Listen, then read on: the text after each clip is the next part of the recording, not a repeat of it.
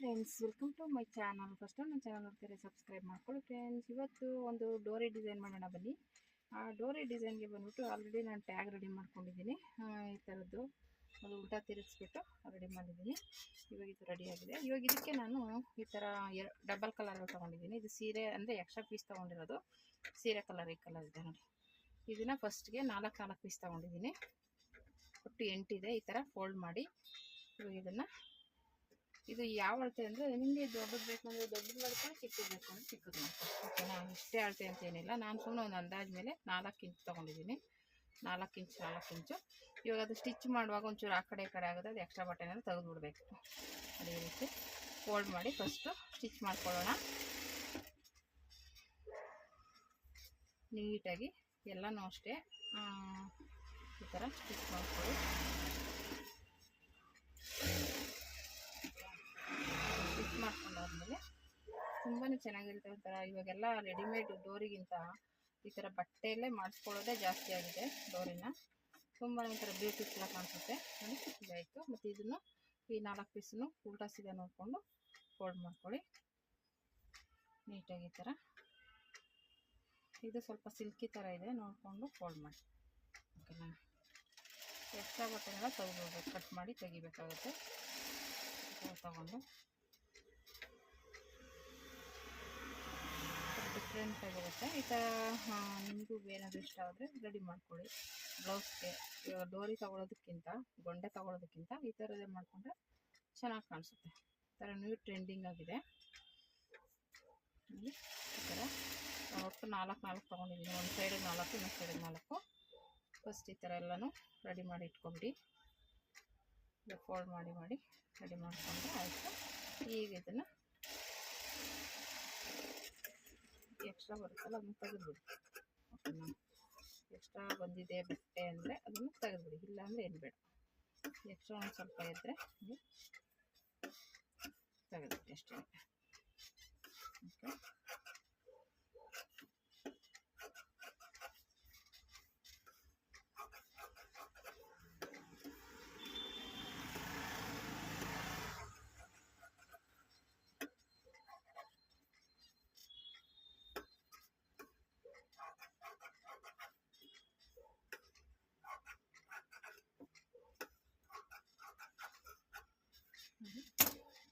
ಇದೆರಡು ಇದು 4. ಓಕೆನಾ? 4 ಸಪ್ರೇಟಾಗಿ ಇಟ್ಕೊಳ್ಳಿ. ಓಕೆನಾ? ಇದು ಗೊಂಡೆ ತೊಗೊಂಡು ಇದು 2 ಬೇಕು, 2 ಕಡೆಗೂ ಒಂದೊಂದು ಬೇಕು. 2 ಕಡೆಗೂ ಒಂದೊಂದು ಮಾಡ್ಕೊಳ್ಳಿ.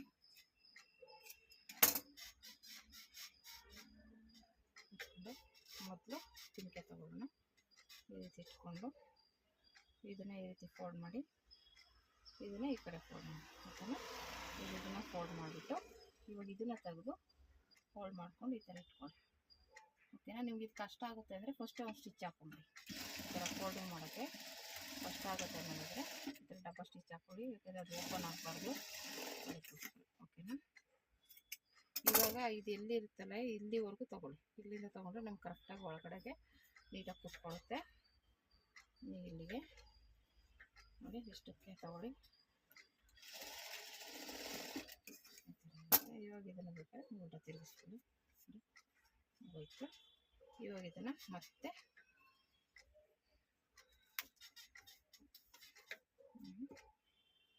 ಆಲ್ರೆಡಿ ಇಲ್ಲಿ ಮಾರ್ಕ್ ಇದೆ.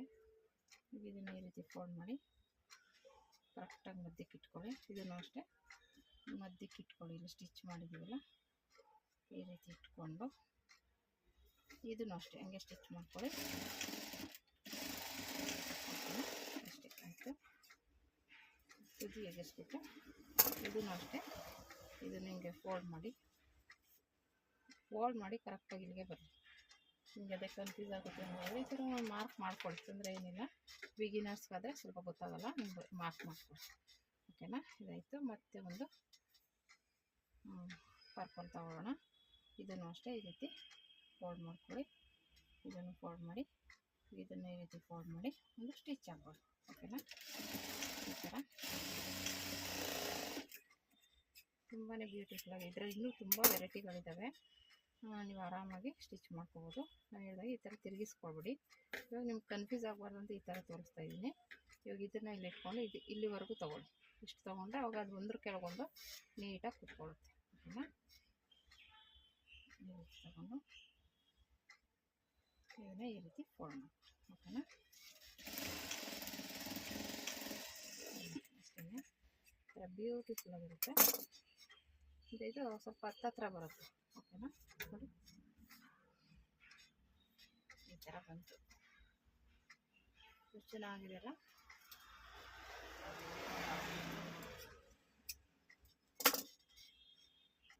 ಫ್ರೆಂಡ್ಸ್ ಈ ಥರ ರೆಡಿಯಾಗಿದೆ. ಈ ಥರ ನೀವು ಟ್ರೈ ಮಾಡಿ, ಬ್ಯೂಟಿಫುಲ್ ಆಗಿದೆ.